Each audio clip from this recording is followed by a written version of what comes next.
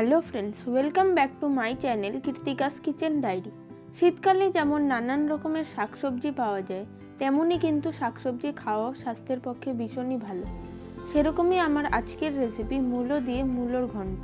আর ভিডিওটি ভালো লাগলে অবশ্যই একটি লাইক ও শেয়ার করে আমার চ্যানেলটিকেও সাবস্ক্রাইব করে দেবেন। তাহলে আসুন দেখে নেওয়া যাক আমার আজকের এই রেসিপিটি। তো মূলো ঘন্ট বানানোর জন্য সবার প্রথমে কড়াইতে দিয়ে দেব 3 টেবিল চামচ পরিমাণে সাদা তেল। তারপর তেল ভালো মতো গরম হয়ে গেলে এর মধ্যে দিয়ে দেব কিছুটা পরিমাণে চিনে বাদাম। এবারে চিনে বাদামটাকে লো ফ্লেমে হালকা করে একটু ভেজে নেব। তারপর এর মধ্যে দিয়ে দেব কিছুটা পরিমাণে কাজু আর কিশমিশ। এবারে কাজু কিশমিশটা দিয়ে এগুলোকে আমি 1 থেকে 2 মিনিট হালকা করে একটু ভেজে তুলে নেব।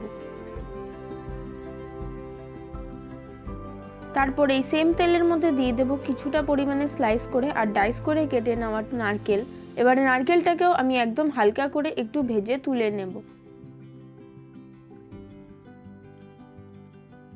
এবারে এই তেলেই ফোড়নে দিয়ে দেব একটা তেজপাতা, 2টো শুকনো লঙ্কা, 4-5টা মতো থেতো করে নেওয়া ছোট এলাচ, 2 টুকরো দারচিনি, 2টো লবঙ্গ আর দিয়ে দেব 1/2 চা চামচ পরিমাণে গোটা জিরে।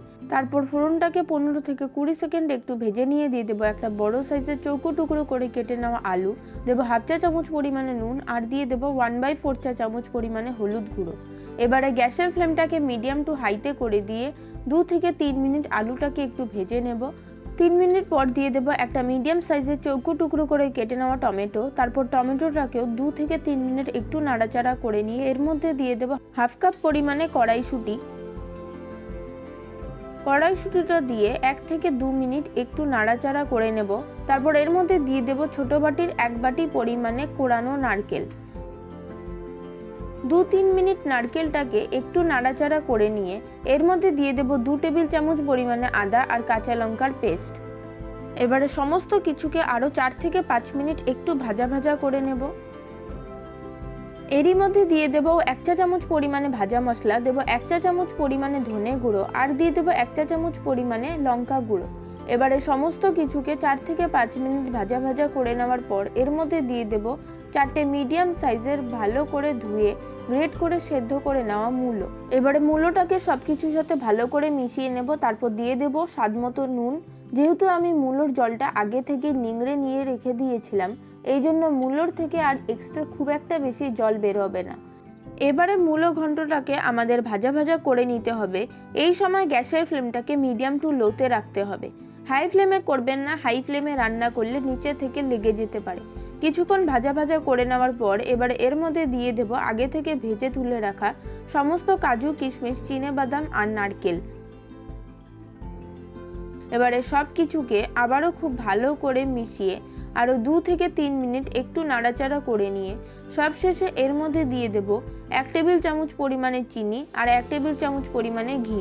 ঘিটা কিন্তু অবশ্যই দিতে হবে, তা না হলে মূলোর কিন্তু একটা গন্ধ আসতে পারে, তবে ঘি দিলে খুব সুন্দর খেতে লাগে। ঘি আর চিনিটা দিয়ে খুব ভালো করে মিশিয়ে নিচ্ছি। তারপর গ্যাসের ফ্লেমটাকে বন্ধ করে দিয়ে এটাকে এবার সার্ভ করব। গরম ভাত হোক কিংবা রুটি, পরোটা সব কিছুর সাথেই কিন্তু এই মূলো ঘন্ট খেতে অসাধারণ লাগে। আর এইভাবে মূলো ঘন্ট বানালে কিন্তু এর মধ্যে যে মূলোর একটা গন্ধ থাকে সেটাও অনেকটাই কমে যায়।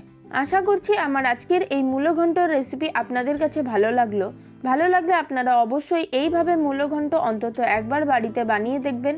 আশা করি আপনাদের সকলেরই খুব ভালো লাগবে। তাহলে আজকের মতো এই পর্যন্ত। ভিডিওটাকে অবশ্যই একটি লাইক ও শেয়ার করে দেবেন। আর রেসিপিটা ইউটিউব থেকে দেখে থাকলে চ্যানেলটিকে সাবস্ক্রাইব করে পাশে থাকা বেল আইকনটিকেও অবশ্যই প্রেস করে দেবেন। আর ফেসবুক বা ইনস্টাগ্রাম থেকে দেখে থাকলে পেজটিকে ফলো করে দেবেন। ভালো থাকবেন, সুস্থ থাকবেন, ধন্যবাদ।